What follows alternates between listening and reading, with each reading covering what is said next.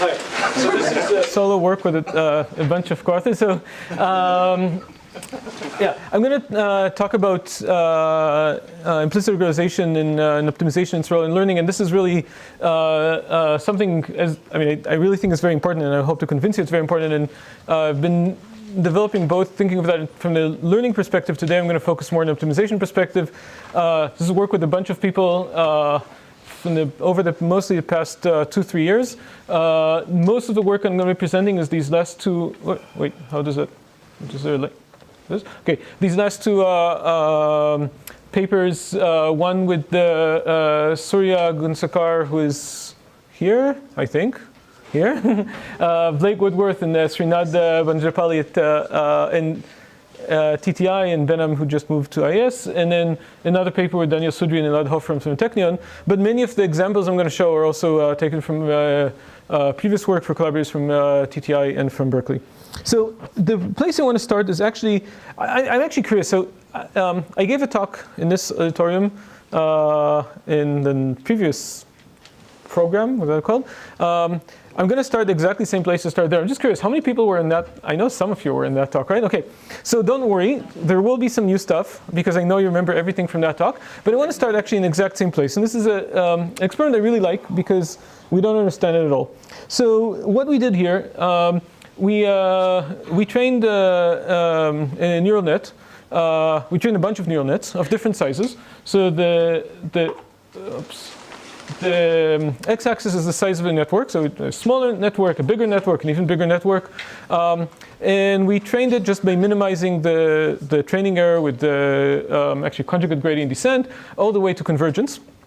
And what we're plotting in black is the training error. So the first thing we see, if the network is too small, it can't actually fit the data, we don't have zero training error. A network of size with 64 hidden units is already big enough to get zero training error. And as we increase the size of the network, we still get zero training error because we can fit the data.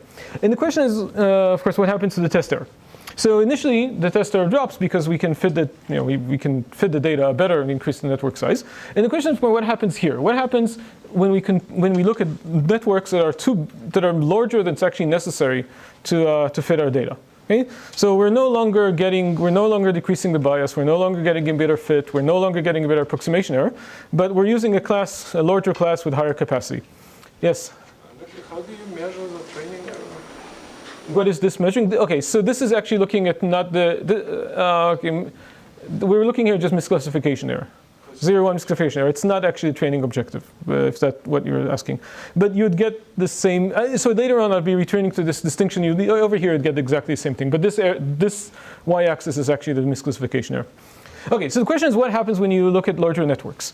So what should happen? So we all know that once I'm going to use a model that's too complicated, my approximation is no longer dropping, my estimation error is going to increase, or my variance is going to increase, and I'm going to start seeing an increase in the test error, and it's going to overfit. And in fact, it should fit much more widely than this. It shouldn't go like this, because with network with 1,000 units here already has more training parameters than the number of units, and we can actually you can fit anything, no matter what the labels, even if you use random labels, you can fit them in a network the size. So really, this you should get just through the roof test error here. No. So this is what? No. Yes, I can get arbitrarily high test error by classification error. Yeah, so you can get classification error of 1. How? Not arbitrary. What? How? There exists a predictor. We'll get to that later. But there exists a predictor. No. So the theory, if you're doing there exists a predictor that has 0 training error in this data and has a test error of 1. Okay, arbitrarily very close to 1. Definitely, you can get half. Okay, so. Yeah, but I think this is the thing that's confusing. Would I ever? What I don't understand. This is obviously a cartoon, but this is a cartoon. Oh, sorry, wait. So, okay. So since Ben is a bit slow sometimes, let's go through this slowly. This is not a cartoon. This is real data. Now, when you see a question when appearing, that means I'm asking a question. I'm asking, is this what's going to actually appear? Because this is what we think will appear. This is a cartoon. No, but then you just told me this is this. No, I told you this is what we'd expect. What you actually see is not this. Okay. What we actually see is actually this. So the training error keeps decreasing as we increase the network size. The test error keeps decreasing as we increase the network size. And so the question is, what is going to, so exactly symmetric to what we were expecting.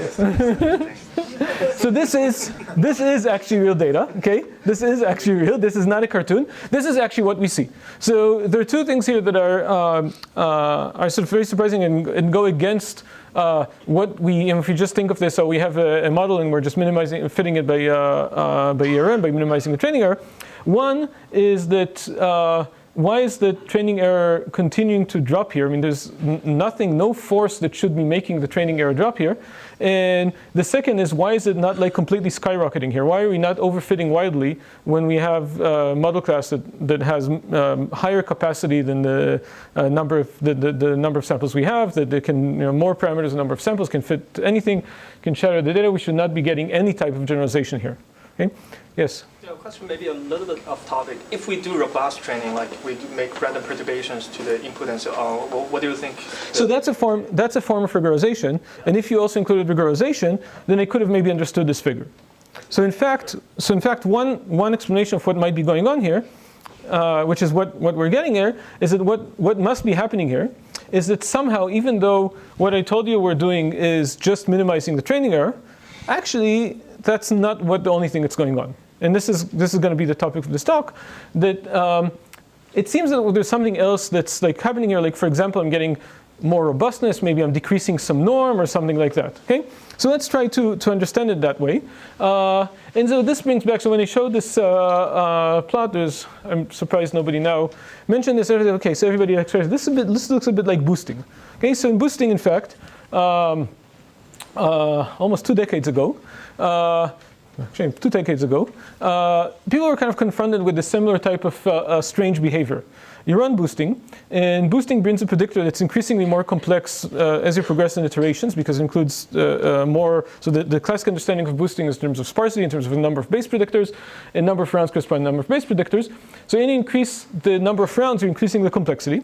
And over here, I think in this example with, I don't know what that number is, 6 or 7 rounds, you already get 0 training error. So you're not decreasing, same as before, you're not decreasing the bias, you're not decreasing the approximation error, but you are actually decreasing the test error. Okay?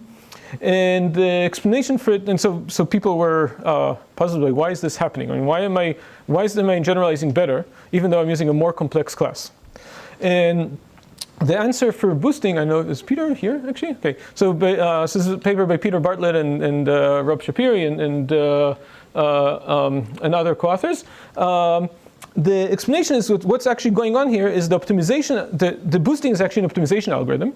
And the optimization algorithm it's true that it's minimizing the training error, but it's not only minimizing the training error, it's also increasing the L1 margin. Okay? So if you plot the L1 margin as a function of fiterations, so this is a plot taken from the paper, so the x is not a number of fiteration, but rather what I'm plotting here is the behavior of the margin, the distribution of the margin of the points for several different points in the algorithm. So initially, for t equals 5 is, I guess, when you get already 0 training error, the margins are pretty bad. There's still a lot of points that have margin very far away from 1, but after more iterations, 100 and even more so after 1,000 iterations, the margins keep increasing. So the L1 margin provides an explanation for what is actually going on here. So what we see here is 2 things. First of all, the optimization algorithm, namely AdaBoost, is actually doing 2 things. It's both decreasing the training error, which is what it was originally developed to do, but it's also increasing the L1 error, the L1 margin, which is not something it was initially developed to do. I mean, I'm pretty sure then when Rob Shapiro and then your friend Rob Shapiro developed AdaBoost, their goal, we're not thinking of in terms of L1 margin at all. Their goal was just, okay, we have a training error, we want to get it to 0. Okay? But it is actually doing that. And the second is we understand now how we're getting better generalization because we're having a lower complexity model and complexity with smaller L1 or better L1 margin. Okay, so this is what we kind of want to understand. Also, yes? But the margin is on the training data, not on the test data. That's true, but when you get better, so I don't want to talk too much about boosting because the situation here is actually a bit complex, and I'll try to paint a crisper picture for the problems I'm actually going to look at. But when you get, if you get better margin on the training data, that does translate into better generalization guarantees, or can translate into better generalization guarantees. Okay? So in particular, the way you really should think about it is you're decreasing the L1 norm. You're getting a predictor with lower complexity. Okay, so if I could, if I really wanted to plot it, I should have plotted you the L1, the normalized L1 norm here. And in fact, that's exactly what we're going to try to do. So we go back to our data, and we can say, okay, this is exactly that plot from the first slide, except I'm focusing only on the area here where they have zero training error, because really the mystery is only what happens when the regime will have zero training error. When the training error is decreasing, that's not interesting. We know what happens there. And now we can say, okay, is generalization here improving because we're getting better, because we're decreasing the norm? Okay, so maybe our algorithm is somehow implicitly decreasing norm. So we can plot the norm.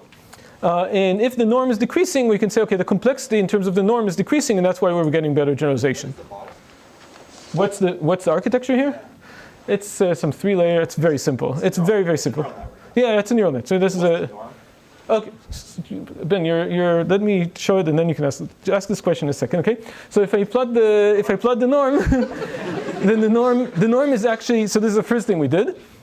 And the norm is not decreasing, it's actually increasing, so it doesn't explain what's going on. But then we have a smart ass in the front row. They ask, well, but what norm are we plotting? There are a bunch of norms. So this norm that we're plotting here is just the overall L2, the overall Frobenius norm, the sort of sum of square of all the weights in the system. And that's just a bad norm to capture what's going on in neural nets. Okay? So I can convince you why it's a bad norm. That's a topic of a different talk. I mean, one reason it's a bad norm is it's not invariant to kind of rescalings. If I take this network, for example, has a very high norm, but if I just rescale each layer by a different constant, I get a completely equivalent network with a much lower norm. So the norm doesn't really capture the complexity of what's going on. So what we can do instead is invent a different norm, and we can invent a bunch of different norms. And actually, we have. And some of these are not even actually norms, but we can have measures. So I'm just going to show you one of them. We have an entire paper coming out in upcoming NIPS, which the whole paper is about inventing norms and testing them. So, but this is for one norm, the path norm. It's not so important for this talk what exactly the definition is. The point is when I plot the path norm, it does capture a bit more the computations going on. And if I do the same plot and plot the path norm, then now, lo and behold, the path norm is actually decreasing. So that means that I could understand what's going on here by saying by two things. First of all, the reason I'm improving generalization is because I'm actually finding a simpler model. Simpler in what way? Not simpler in the sense that it has smaller parameters, it has more parameters, but simpler in the sense that it has smaller norm. Okay? And because of that, I can get better generalization guarantees. I can actually get generalization guarantees in terms of the norm.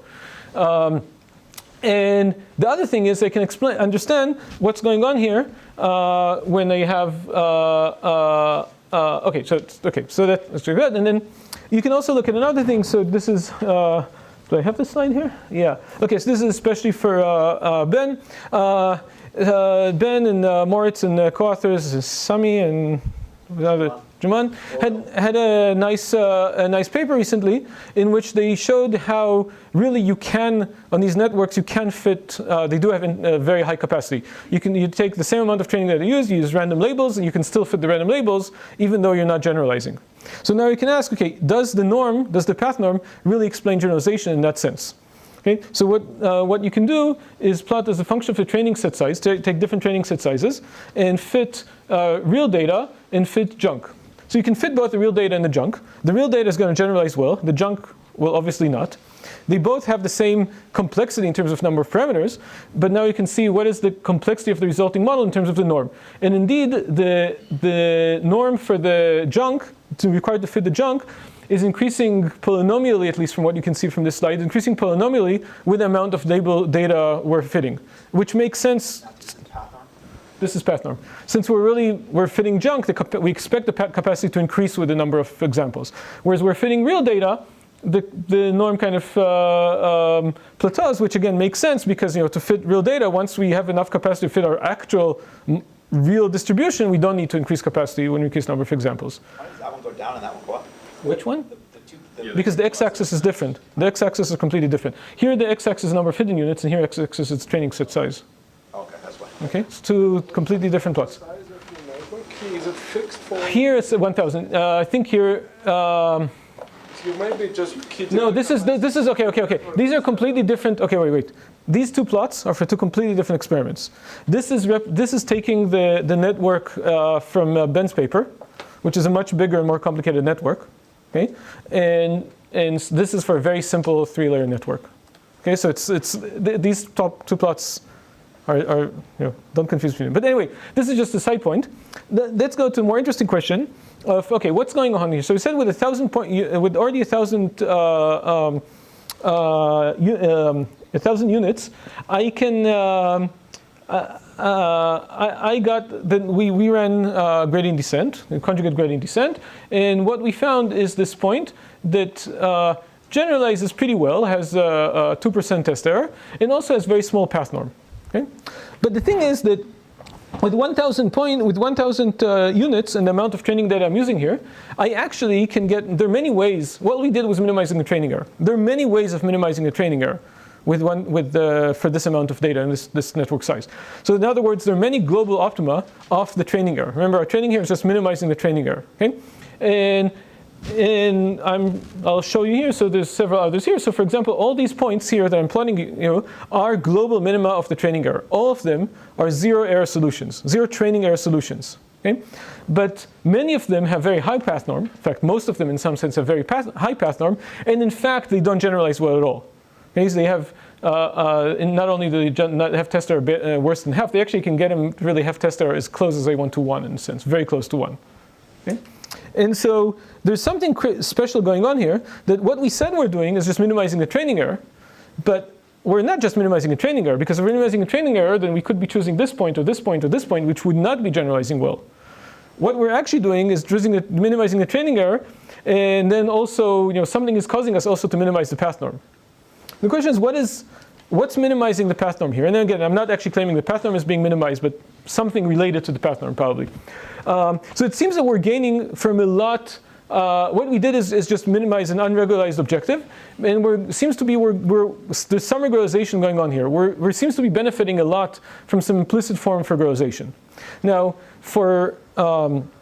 we do definitely understand the connection, how optimization can get you implicit regularization. So we understand it very well for stochastic or online or sort of one-pass methods, or at least with early stopping. And for convex methods, we understand this very analytically and precisely. So when you minimize the training error, just the training error, without any explicit regularization, using something like stochastic gradient descent, and you do one pass over the data, then you can benefit from generalization properties with respect to the L2 norm. And we understand this connection between the SGD and the L2 norm. And if you use different optimization algorithms, you can get different implicit regularization. In fact, for any implicit bias that allows you to learn, then there's a potential function, so that if you do stochastic mirror descent without potential function, you'd benefit from that implicit bias. So you can do, in some sense, any learning just by using unregularized mirror descent with some appropriate potential function. So this we understand very well, and what I want to emphasize here again, there's a connection between the choice optimization algorithm and the implicit bias I'm getting, and the implicit regularization that's going on. So we understand this very well for convex problems when we use stochastic optimization. But what's going on here is that we're not using stochastic optimization, we're not doing early stopping, we're actually using deterministic optimization. We could have used stochastic, but we're optimizing all the way to convergence without any early stopping, and we're still gaining from a lot of implicit regularization. And the reason we're getting this implicit regularization is because the problem is highly underdetermined. There are lots of global minima, and we're getting not to just some global minima, but we're getting to a very specific global minima. So optimization algorithm here is doing much more than just minimizing the training error. What the optimization algorithm is doing is actually minimizing the training error and also selecting from among all the minimizers of the training error a very specific global minima to go to. And what I want to talk about in this talk is this. So what I claim is this is playing here a crucial role in learning. All my inductive bias is not coming from the model class, because the model class can fit anything. I mean, the model class, I can fit random labels in that model class. The model class is not really constraining me, not giving me any inductive bias. All the inductive bias is coming from optimization algorithm. And that also means in particular that if I choose a different optimization algorithm on the exact same optimization objective, the exact same problem, the exact same optimization objective, I'll get a different bias and so different generalization properties. And you can definitely see this in practice. So this is, let's skip this. So this is, what we did is we do take that same path norm and you do steepest descent, approximate steepest descent with respect to that path norm instead of SGD. Okay? So this is, we call this path SGD in this blue line. This is the actual training objective. Both path SGD and SGD get zero training error. They both solve your optimization problem. If you're concerned about optimization, both of them are fine. Okay, path SGD is maybe a bit faster, but not by more than a factor of 2. Okay? So both of them are fine. But when you go to the test error, you see a huge difference between them. Path SGD actually generalizes much better. So it finds a much better global minima. What does it mean by much better global minima? Again, in terms of optimization, if you ask Alex, sorry, speaking you, from optimization perspective, they're both global minima. They're both good. You can't tell that one is better than another from optimization perspective, but one of them is. But clearly, Path SGD is better in terms of learning, in terms of generalization performance. Okay, you see this also. So Path SGD is it's approximate steepest descent with respect to the path norm. It's a different optimization algorithm. Just take it for now as a different optimization algorithm. Okay. Another example is if you compare stochastic gradient descent to adaptive methods like AdaGrad or Adam. So both Adam and SGD. What? Both SGD and Adam and AdaGrad succeed and minimize the training error. Okay. So in terms of optimization, they're both doing a good job. Maybe a bit faster, maybe a bit smaller. In this example, Adam is actually a bit faster. In other experiments, actually Adam, at the end at least, is not any faster. But once we go to the testing error, we again see a huge difference. SGD actually converges to a much better global minimum than Adam. Okay? It gets a much better generalization. So somehow the inductive bias introduced by SGD for training this deep network is much better inductive bias than inductive bias introduced by Adam. And AdaGrad would behave the same here, right? Yeah. Okay. So these are experiments by Becca, who's over there. There's many experiments also about here about in the paper about with other problems. We see this pretty consistently in neural nets. So, okay. So what's going on here? So the thing is that saying that there's a lot going on in the optimization algorithm. The optimization algorithm here is playing a crucial role. So one way to think about it is when talking about learning, we frequently think of, okay, we're going to come up with some models, say that our learning is happening by minimizing the training error, and then we just find an optimization algorithm to minimize the training error. So you get papers that look roughly like this. This is your prototypical machine learning paper. So you come up with some architecture, and then you say, okay, how are you going to learn this architecture? Great. The way you're going to learn is you're going to minimize the training error in this architecture, and this is your learning rule, your learning method. Okay, and then there's no adversarial part. This is not. Yeah, this is not. This is an older paper. This is from more than 3 months ago. Okay, so you're gonna. And you're going to minimize, and so your learning rule, you're defining your learning rule as minimizing your training error. And that's your learning rule. And then you say, okay, I'm going to optimize it some method. It doesn't matter how to optimize it. Maybe it'll be faster, maybe smaller. This is my learning rule. And then you do experiment, say it works great. And what I'm claiming is this view of learning completely misses the point. Because this is not your learning method. Your learning method is actually over here. Your learning method is how you chose to optimize this. If you changed how you optimize this, you'd get a different learning method. Okay? And so it's important here to realize that, and then if this is the case, you really should understand what is this actually doing. This paper doesn't say what this method is doing. It doesn't tell me what inductive bias is. It doesn't characterize the learning rule. It just gives some obscure procedure in here that I have to read the source code in order to understand what it's doing, to even understand what the learning rule is, not just how it's implemented. Yes? So going back to your original slide, how important do you think is the choice of loss function, right? Because whatever you use for classification, for example, is just a surrogate. I'm not saying the loss function is not important at all, or I'm not saying it's not important. The loss function is important, but what I'm saying is that by itself does not paint the complete picture, and that's not just it's missing some details; it's missing the entire thing. Okay, so so again, if changing the optimization algorithm changes the bias introduced by the optimization algorithm, this is really what's driving learning. And so in this talk, we're really going to, how the bias affects generalization, that's for a different talk. I mean, we can also talk about that. What we're going to be talking about this talk is trying to relate the optimization algorithm to the bias, trying to understand for each optimization algorithm what is the bias it's actually introducing. Roughly, you can think of the picture as follows. So all these problems are huge underdetermined problems. Okay? They have many global minima. Okay? And what? How many? How many infinites? Thank you. Continuum. Okay? Yes. Continuum of global minima. Okay? They have tons of global minima, and you're gonna So this is depicted here. You're starting over here. And now, depending on your optimization algorithm, you're either going to get to a global minima over here. This is what happens in this case with the coordinate descent. And this is gradient descent. You're going to get to a different global optima here. What we want to characterize is exactly which is global minima you're going to get to. Another way to think about it, so think of these in these underdetermined problems. They're all non-negative objectives. And you can think of but they have many zero errors. You can think of these as the oceans. So you have tons of oceans. And you're going to start optimizing on the top of some hill. You're going to use your favorite optimization algorithms, you're going to go down. So if you start optimizing in Berkeley, you're probably going to get to the bay. Okay? Probably no matter what optimization algorithm you use. And if you start optimizing in Boston, you're probably going to get the Atlantic Ocean. If you're going to start optimizing in Chicago, I don't know where you're going to get. So now it depends on the optimization algorithm. What? But no, but Lake Michigan is not a global minima. Lake Michigan is like 200 feet above sea level. No, we do global optimization. But that's actually wrong because it's not clear you're going to get to Lake Michigan because if you come to Chicago and see that Chicago is so flat, in fact, I'm serious, right? So Chicago is actually, the Chicago River flows away from Lake Michigan, right? So it's not so obvious to get to Lake Michigan. And which optimization algorithm to use is going to determine, you can also think of it in terms of geometry. What is the kind of geometry the optimization algorithm uses is going to determine kind of which way you're going to go, and that's really going to determine how you're going to learn. So this is what we're going to talk about today. Yes? Just I would like to make a point, but in the previous slide, the parametrization, if you have a linear parametrization of some nonlinear function space, you cannot really separate it from the algorithm. No, because over here, for example, it's the same parameterization. I can do either gradient descent or coordinate descent, and I'll get to different places. So the parameterization definitely plays a role. So what's I would argue is important here is the overall geometry, which is given in terms of the parameterization, but also your geometry inside that parameter space.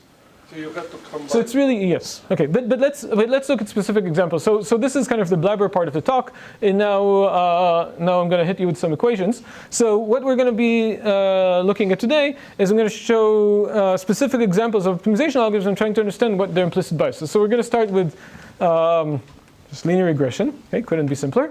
Then we're going to move on to metrics factorization models and logistic regression. So let's start with linear regression. So this is maybe the simplest possible example.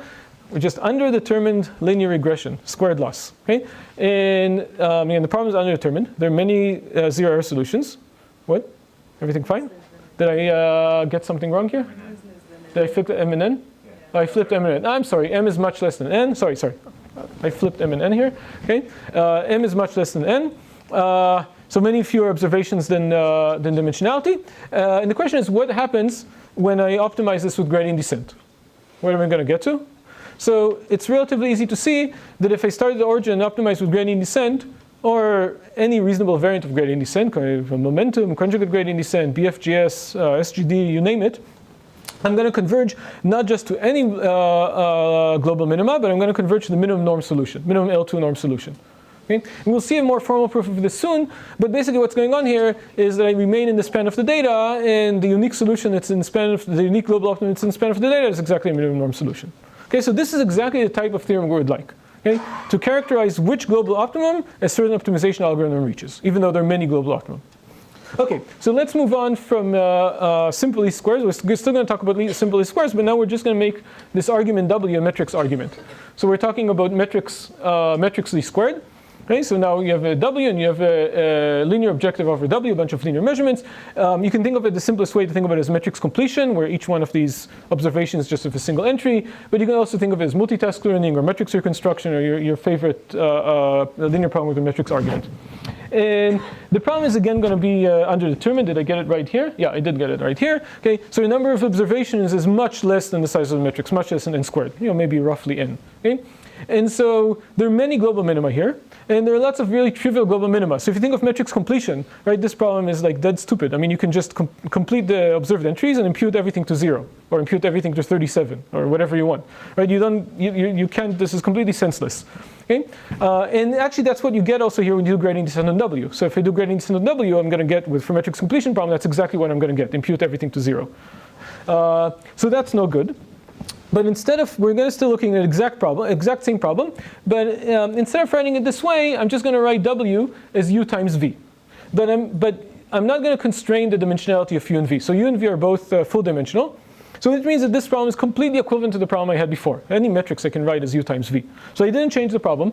The argument, the minimization problem is exactly the same. It has all the same trivial, useless global minima. Right? I can still complete, put in the observed entries and impute everything else to 0. Okay? And the question is, what happens when I minimize u and v by gradient descent? Okay? Now, of course, there are two reasons we're interested in this problem. One is because metrics factorization and metric simulation may be important, but the real reason we're interested in the problem is because we want to understand what's going on in deep learning, and this is deep learning. And this is a neural network with depth 2 linear network with linear transfer. So if we can't understand this, it's deep learning. If we can't understand this, we can't understand deep learning. Okay, so let's start here and see if we can understand this at least. Okay. Okay, so what we're actually going to do is so I wrote it here as an asymmetric factorization. Step back, but like least squares is a what, like has no hidden layer, and if we can't understand. But that we understand. But that we understand. No. For gradient descent, No, this. Yeah, exactly. I'm with What? Misha. So I don't understand least squares. So okay, least squares, gradient descent with we understand the performance of gradient descent of least squares. So other algorithms, it's true that we will get back to that later, but at least gradient descent on least squares we understand. I understand. I think you do too. I mean, I understand what you just said. Okay. Okay, so we're actually going to look at. It's actually going to be simpler for us to look at symmetric factorization instead of asymmetric factorization. So basically, the only constraint this imposes the metrics is W is PSD. It's actually both more general and just simpler. There are less letters to write on the board. So let's look at symmetric factorizations. Okay, so now we can ask if we do gradient descent with U and V, is this actually sensible? Okay, can we actually generalize? And again, what I'm doing here, I'm going to solve a matrix completion or matrix reconstruction from linear measurements problem, completely underdetermined. Okay, I'm not imposing any constraint on U and V. All I'm doing is optimizing U and V by gradient descent. And what we get is the following. So the training error. So we train using different optimization methods. Gradient descent. This is gradient descent on X. Okay, these three methods I'll talk about in a second are different versions of gradient descent on U. And this is actually the minimum nuclear norm solution. So forget this for now. First of all, the training error is 0 in all of them. We got global minimum for all of them. So the whole point, we want to look at how does the test performance look like.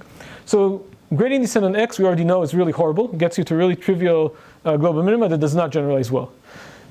Amazingly, if you optimize using gradient descent on U and V without, again, any constraint or any explicit regularization, U and V are full dimensional. There's no rank constraint here, no nothing. You actually do generalize great. You reconstruct your metrics. So it didn't seem to matter exactly in the step size policy and initialization. So this was not the case for least square problem where it didn't depend on the step size. Here we see, so this is gradient descent with exact line search. It still gets pretty good test error, much better than junk, but not 0. In order to get really 0 training error, I have to have very small step sizes. I don't understand. What's the green box? And the green box is when I initialize far away from the origin.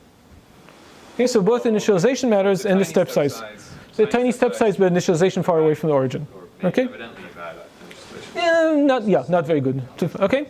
Okay. So what's going on here? And one thing that might be going on here is that what's maybe being minimized is the nuclear norm. So you can plot what the nuclear norm for each of these, and we can indeed see that in fact, the optimization does drive us towards lower nuclear norm solutions. And this, let me actually skip this experiment because we don't have much time. This leads us to the following conjecture. That roughly speaking, if you do gradient descent of the factorization, we converge not to the minimum Frobenius norm solution, but the minimum nuclear norm solution. But in order for that to happen, we need two things.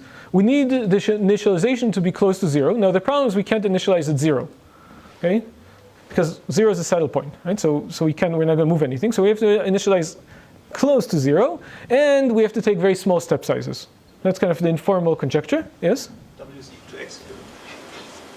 Oh, was there X before? Oh, sorry. Yeah, X and W are the same. I thought I changed all the X's to W. W and X. Sorry. So this is a mixed, right? This is a mixed crowd, both optimization and learning. So I can use both W and X, right? There's no betas, I think, here, but W and X are the same thing. So the Frobenius norm of U is the same as the nuclear norm of W. Not exactly. We will not actually converge the minimum Frobenius norm of U. You're right that if you minimize the Frobenius norm of U, then you are minimizing the nuclear norm of W, but not necessarily for symmetric factorization. No. So for symmetric factorization, it is true. Yes. Yes, sorry, for non-symmetric factorization, that's not the case. Okay. Okay, so to state this more formally, we're gonna talk about infinitesimal step size. So in order to talk about infinitesimal step sizes, we're going to talk about the gradient flow. So this is just what happens when you take the step size to 0. You get the differential equation that the dynamics of u is given by the negative gradient, and you can write this explicitly. What's going on here? Okay. And so we should just write this explicitly, and what you get here is that u evolves according to u multiplied on the left by some linear transformation of the residuals. Okay? So the more interesting thing is now we can write also the dynamics on x. So the optimization here defined in terms of dynamics on u, but you can ask what are the induced dynamics on u times u transpose. So what you get is the dynamics of u are just, if you just use the chain rule, you can write in terms of dynamics on w in terms of dynamics on u, but note that these things are just w themselves. So that means that you can write the dynamics of w independent of the factorization, independent of the choice of factorization. And this is something that's special because you're taking gradient flow. If you're taking finite step sizes, which factorization you have would actually influence your dynamics. But here we can just think of the dynamics of w. So these are not the gradient dynamics of w. We can specify dynamics on w that are induced by the gradient dynamics in u. Okay. Okay. And now we initialize w naught very close to 0 and ask, what does this for specific initialization? Where do the dynamics go to the limit? So this is what gradient flow converges, and the formal conjecture here is that if we take any full rank initialization and scale it close to 0, so we initialize in any direction close to 0, and we follow these dynamics, if we actually converge to a global minima, then this global minima is a special global minima. It's exactly the minimum nuclear norm solution. Okay. Okay, so this is a conjecture. We don't yet know how to prove this. We know how to prove how much time do I have actually?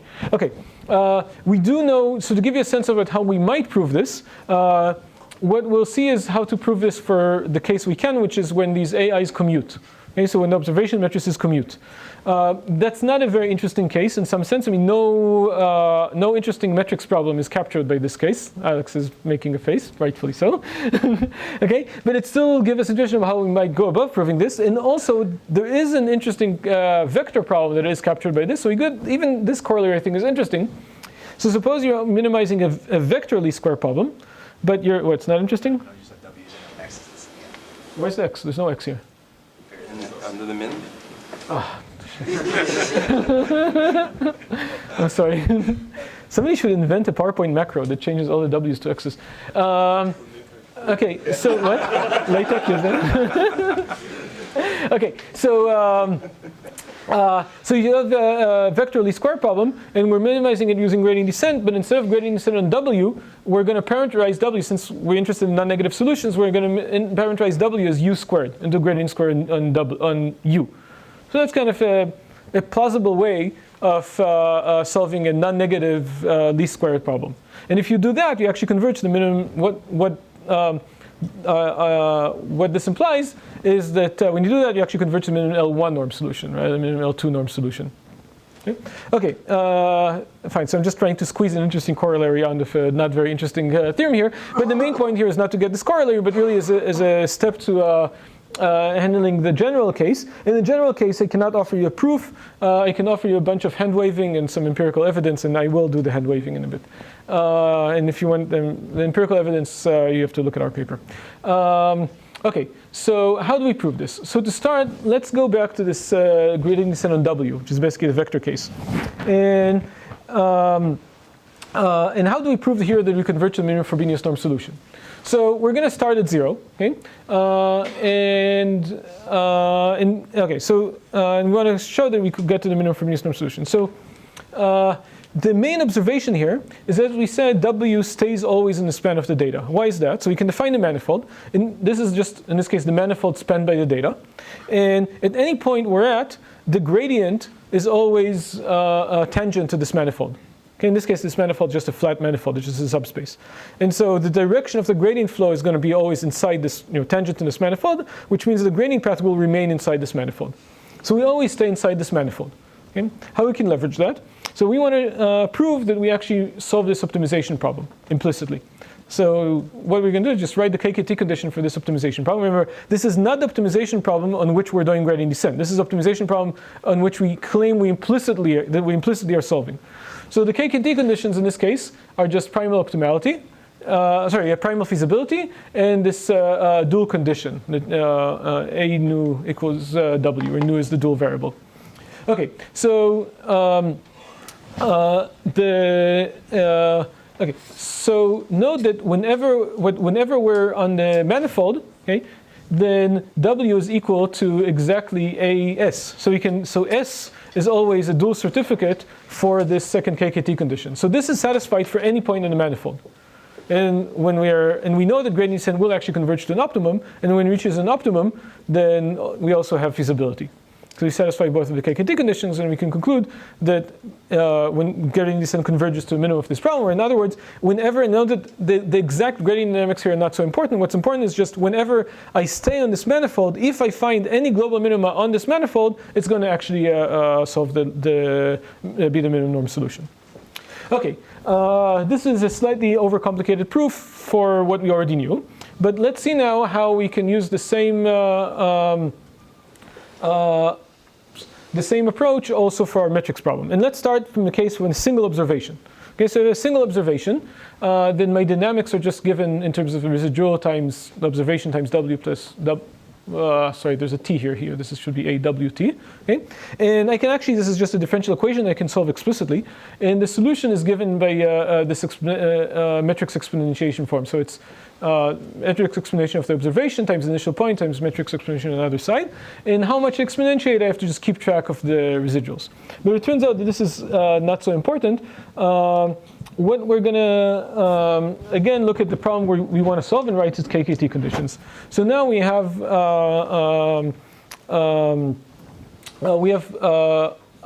four, okay, so we have four conditions here, and this we don't have to worry about. Our solution will always be PSD, and at the optimum we're going to get, when we reach when gradient descent we know is going to converge to something that's going to satisfy this. So we only care about the blue ones. Okay, now getting the blue ones is going to be a bit trickier. But now it's going to be important that we actually initialize close to zero. So initialize close to zero. Well, let's see what happens here. This is the solution. We know we're going to get to WT that has finite magnitude. And W0 is going to have magnitude that goes to zero. So this thing has to have infinite magnitude. Or in other words, ST has to go to infinity. But if ST goes to infinity, then the only thing that survives out of this exponent are the leading eigendirections of A. Okay? And so that means that WT is spanned by the leading eigendirections of A. Okay? At the limit. So W infinity is spanned by those with maximum value, with the directions of A that have maximum eigenvalue. And now I can construct a dual certificate. So if I just look at the dual here, which is a scalar, is 1 over the eigenvalue, I see that, what does it mean that A is spanned by the leading eigendirection? So AW is just the eigenvalue times AW. We're fine, right? Okay. And I satisfy this dual condition, and also because of the scaling, I satisfy my my dual feasibility constraint. Okay, so again, what we showed, and then again at the limit, I satisfy also these cases, and I'm done. So what we showed here is that it's not. Whoa, back. What we showed here. So let's see how this proof went. It's no longer that we have still a manifold, and we're staying within this manifold. This manifold is a solution of this form. It's not the case that solutions on this manifold satisfy these dual conditions. It'll only become the case when the initialization goes to zero. So as the initialization goes to zero, any point in the solution manifold that's far away from zero is going to satisfy the dual conditions. And the primal conditions we get kind of for free. Okay. And now we can do the exact same thing for general, if you have many measurements, as long as they all commute. Because if all the measurements commute, I can still solve this differential equation. And the solution has this form. If again, we have a matrix exponentiation of this a linear combination of matrices. And I'm not going to go carefully through all the details, but we exactly do the same thing. When the initialization goes to 0, the magnitude of this has to go to infinity, and I'm dominated by the leading item components. So now it's not leading item components of 1A, but some linear combination of the A's. And I can define, get a dual certificate. Oops. Just jumping all over the place, sorry. I can get a dual certificate, and oops. I can get a dual certificate and again establish the KKT conditions. Okay, so again, what we can prove is that if the measurements commute, then our conjecture is true, namely gradient descent converges to the minimum nuclear norm solution. Now, even here, we already see several interesting things. This result, similar to the gradient descent case, is independent of the steering. Okay, so independent of the residuals. It's not really important that I do exactly gradient descent. All I have to do is make sure that at each step I stay tangent to this manifold. Okay? So the loss, so it's not important what the loss is. I can change, that means that I can change the squared loss to any loss, any smooth loss, smooth non-negative loss with a unique finite root. Okay? What? Right? So that, and this will still work. Or I can do all kinds of things like stochastic gradient descent or momentum, or all these things still stay within this. Oh, momentum I can do. Sorry, I can do stochastic gradient descent or all kinds of weightings and still stay within this manifold. What I cannot do is do momentum, because when I have momentum, I kind of hop off the manifold, right? So imagine that I have my manifold. If my manifold is flat, like it was for gradient descent, then if I have momentum and I kind of overshoot in some way, I still stay in the manifold. Right now, when the momentum is curved, then if I have momentum, I'm going to do a ski jump and go off my manifold. I also cannot take finite steps, because again, when I take finite steps, I go off the manifold. And this is sort of, we already see the difference here between the simpler gradient descent for least square problems, where it's fine to do momentum and gradient descent. In this case, where it's more delicate, we do have to get infinitesimal step size, and we cannot do,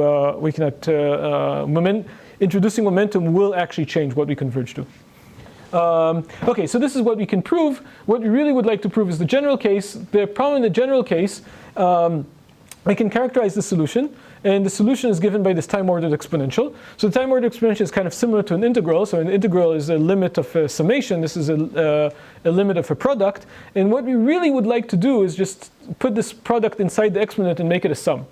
We can only do that if things are, if the observations commute. If they don't commute, we cannot do that. And we don't know how to analyze this thing. In particular, the manifold approach is not going to work here. So in general, you actually can have crazy steering. We can no longer say we don't care about the residuals. If you do, if I take this problem but instead of the real residuals, use some very crazy steering. But the crazy steering has to be really ridiculously crazy. I actually can get to any metrics. Okay, so in particular, I can get to matrices that do not satisfy the dual conditions.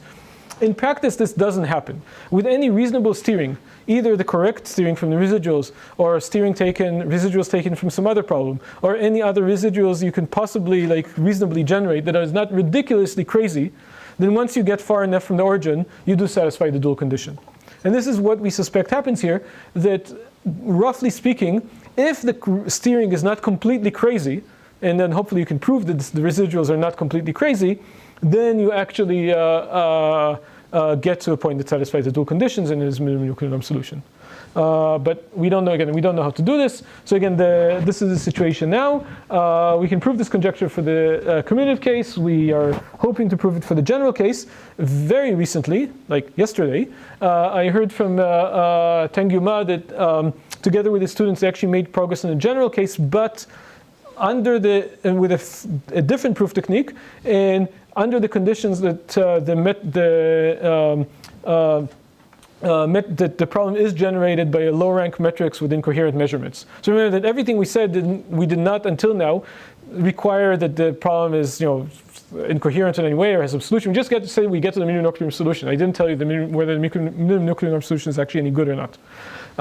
What Tanguy and the students showed is that if we are actually in this good situation, then they can prove an approximate version, at least, of the general conjecture. Okay, so this is metrics factorization. Let's switch to something that will be actually easier. What? How much time do I have? Do I not have time? 10 minutes. 10 minutes? That's fine. That's with no questions. We already asked questions. Okay, so let's talk about logistic regression. Okay, so logistic regression, almost as simple as these squares. Okay, what happens? So these are logistic regression. What happens if I minimize logistic regression using gradient descent? Okay, And specifically, logistic regression linearly separable data, right? So data is separable. Okay, what happens? Where does gradient descent converge? Next margin. Not almost, but that's not exactly true. Okay, so okay, so it converges to a global optimum. Well, it doesn't converge, and then you normalize it. Oh, okay. What do you want from me? I didn't ask you. Okay, so where does gradient descent converge? What? Look me in the eye, now. So, okay, so where does gradient descent converge? So the thing is, first of all, we have to ask ourselves, what is the global minima in this case? And there's no global minima, and the global minima is not attainable. I mean, the infimum of the loss is 0, but it's only attained at infinity. So gradient descent will actually not converge. Gradient descent will diverge to infinity, right? And so what we really should be asking ourselves is, in which direction does it diverge? Actually, can we ask ourselves, why do we care? No, why do people love this cost function so much? As an optimizer, I hate it for exactly this reason. It's like you're never no, so I would say that this cost function is good exactly because because John is right and this goes to the maximum margin solution. Okay, wait, let's go. So let's go to this a bit slower so that other than John, also others can understand what's going on. So the point is the gradient diverges, but the question is in which direction does it diverge? Or in other words, where does the normalization of the solution converge to? And as John guessed correctly after reading the paper, but you probably could have guessed before reading the paper. No, so this is definitely the first guess that anybody, if anybody did not guess this, then you should improve your guesses. So you do in fact go to the maximum margin solution. But note that this is something that we shouldn't take for granted, because this is not the minimizer of the loss, right? I mean, we didn't have margin anywhere in the loss. We just talk about logistic regression. Logistic loss, does not impose some specific margin, and we definitely didn't have the L2. I mean, of course, the L2 comes from gradient descent. So particularly, you just said the statement. If you normalize, you're going to converge to a normalized version of W hat, where W hat is a maximum margin solution. What does it mean maximum margin? It's just a second. It's a solution. Hey, John. Sorry. Just making sure that other people also understand, John. It's good that you're slowing down the talk. So it's just a hard margin SVM solution, right? So the minimum L2 solution, subject to everything, is separated with a margin of 1. Yes, John. If I just use exponential loss or something, do I get the same result? Yes, because where is it? Because this holds not only for the logistic loss. There's nothing super special about the logistic loss. This actually holds for any loss with exponential, where the negative gradient has an exponential tail. So for any loss where you can actually shape it so you have a... So this is the statement. So this is the statement here. It holds for any. So definitely the important thing is the loss has to be monotone decreasing and non-negative and positive, right? So you're never allowed to reach 0. It has to be monotone decreasing. Right? Because once you reach 0, then this is definitely, you're not going to get the max margin because you're going to get stuck. And also, in order to prove this at least, we have to use the fact that it's exponential, the gradient is exponentially decaying. Okay, but the other thing we can show here is, I want to talk about these 2 points. One is we can characterize not only where it converges to, but how fast it goes there, right? So WT is going to scale as this max margin solution times log t plus something that's bounded, okay? So we can characterize it very finely. We can even characterize this bounded residual even more finely. And the second is that this result, unlike the square result, this is completely independent of the starting location and the step size. Okay?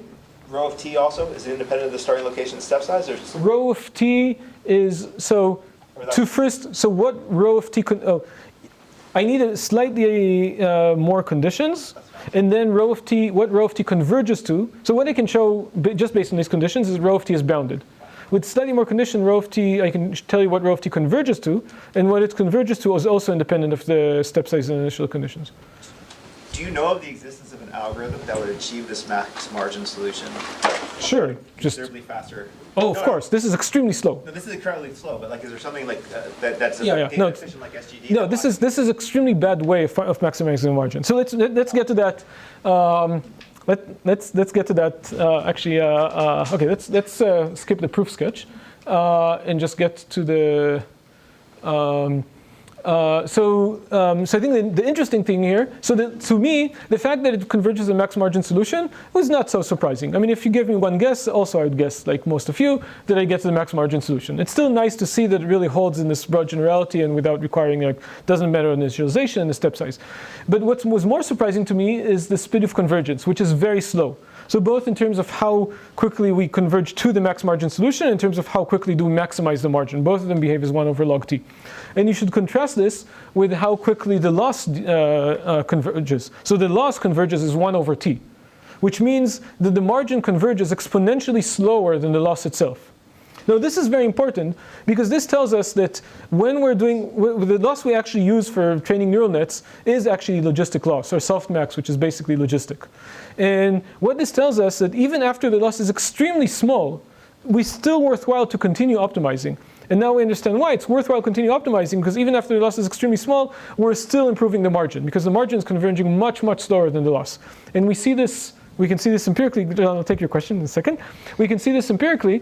So this is results. So I'm going to point out two things here. These are results in training a neural net. This is not covered by the theory because it's not an actual linear model. But we definitely see the same type of behavior. So we see two things here. One is that the training loss decreases, even after the training loss is already very, very tiny and very small, it's still worthwhile continuing optimizing because presumably we're improving we're still continuing to improve the margin, and in fact the validation error is going down. The other thing that's very important here is note that even though validation error is going down, which is what we should care about, this goes back to Misha's question, the validation loss is actually increasing. So if you're going to keep track of when to stop by keeping track of the validation loss or the training loss, okay, the actual softmax loss, you're going to be misled. Why is the validation loss increasing? Because, again, we're diverging towards infinity. So the norm of our predictor is increasing. So in those points we get wrong, we're suffering huge loss. So over here already, the validation loss is starting to increase, even though the validation error is still going down by another 2%. Okay? So, and then again, now we can understand all this directly from the theory. Okay, now we can add, okay, John, sure, I'll take your question. Thank you. So the logistic objective, right, that when log 1 plus e to the minus t is equal to 1 over t, when log 1 plus e to the minus x is equal to 1 over t, then x is like log t. So that's why we're getting this log t thing. So if we have a loss that decreases faster, say like... No, but this already decreases. No, you're not... What do you mean? This decreases exponentially. This decreases very, very fast. But yeah, it decreases polynomially or something like this instead of exponentially. Are we going to see something very different? I don't know. So that's a good question. So I don't know. So that right. So that this rate definitely comes from the from the exponential tail of the derivative, and that's very possible. And I don't know. Right. I actually think so. I don't know. Basically. What the slide is about? No, this is not what the slide is about. Okay, sorry. No. So that's a good question, and I don't know. Okay, so it's the same rate as the square loss as well. Squared loss doesn't. Okay, squared loss is not captured by this because squared loss has a finite minimum. It doesn't. It also doesn't. No, so squared loss, you're not going to convert. You're not going to converge to the maximum margin solution with the squared loss. You're going to converge to the minimum norm solution for the squared loss. That's different. But you have a logarithmic also. Okay, let me finish because this is the last slide. So I just want to finish this so we can actually. Okay, so now of course the reason this is interesting is not so much because I care exactly about logistic regression, although I care, and we already saw that we can explain here phenomena not just because we understand the speed of convergence to the max margin, we can understand what's going on, but we can use this as a basis to analyze other things. So. So first of all, we can talk instead about the logistic, about multi-class generalizations like the softmax. That's pretty easy to analyze, and you get the exact same thing, converge to the multi-class SVM.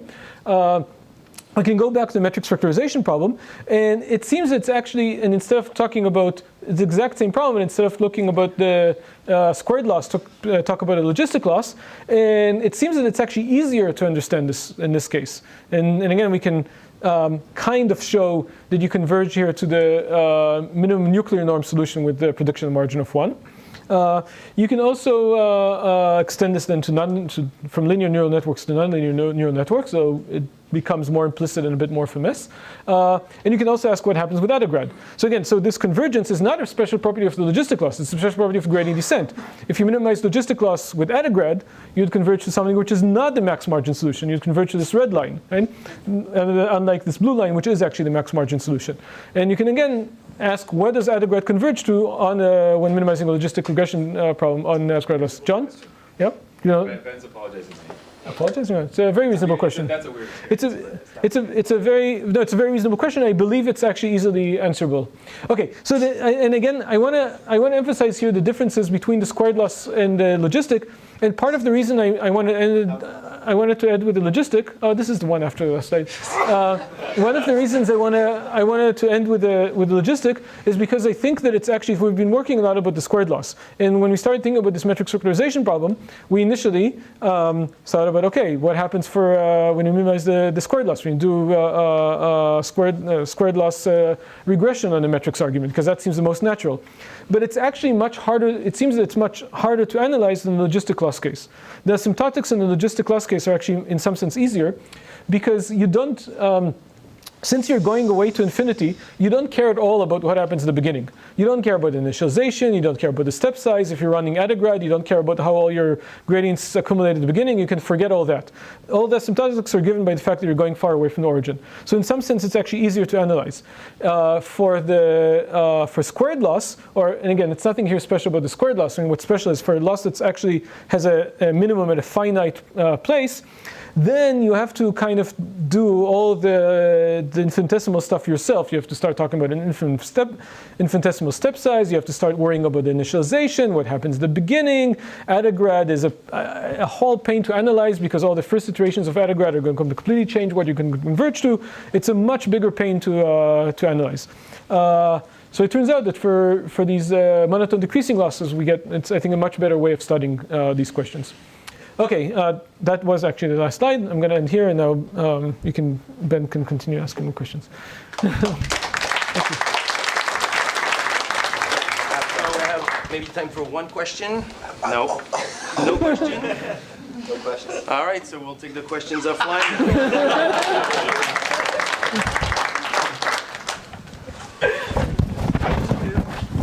What? Wanting to macro fast, how do you do it?